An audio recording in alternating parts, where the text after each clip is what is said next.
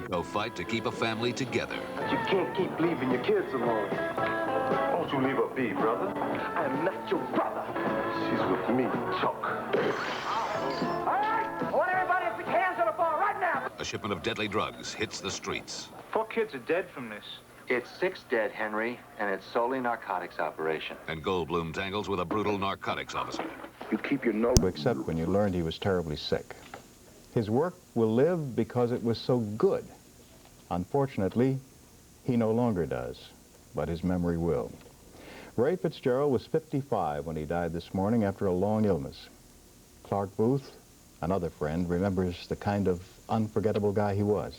He was an Irishman who wrote with a keen sense of Irish whimsy. He was deeply sentimental, and he had a fine lyrical touch. But with phonies or cads, he could be as unsparing as an Oscar Wilde. For, you see, Ray Fitzgerald knew the difference.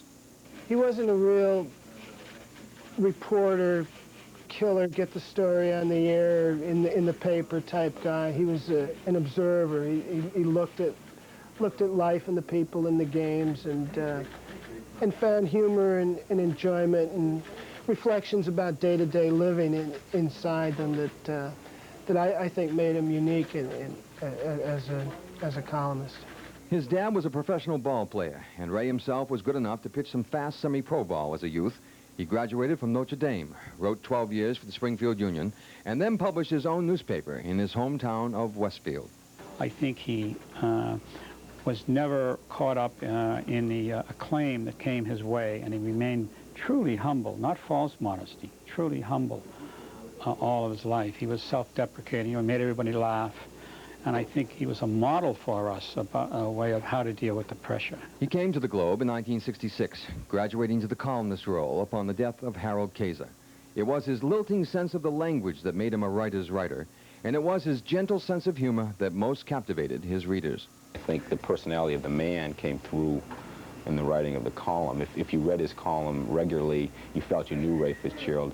The mail that came in here after he got sick, it's amazing how many people felt they personally knew Ray Fitzgerald, and I think that was because the man came through in the writing. He was just that sort of man. He is survived by his wife, Barbara, his mother, Catherine, 2 sons, Kevin and Michael, 2 daughters, Eileen and Karen, and a grandson, Gregory. He had the golden children. They all were very smart. They all grew up to go to college, and he had a daughter become a doctor, and a son is a lawyer. We all should be so lucky in that respect.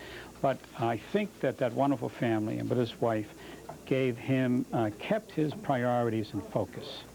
And again, that is not so common people in the public life.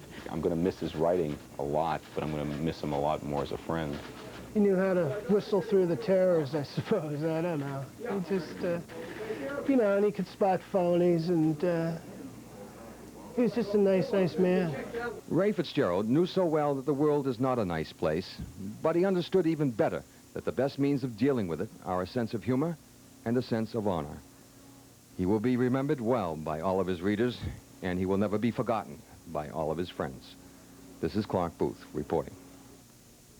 Ray will be waked at the Cartwright Funeral Home in Braintree tomorrow night from 7 to 9, Thursday 2 to 4 and 7 to 9. The funeral mass will be Friday at 9 at St. Francis of Assisi Church in Braintree.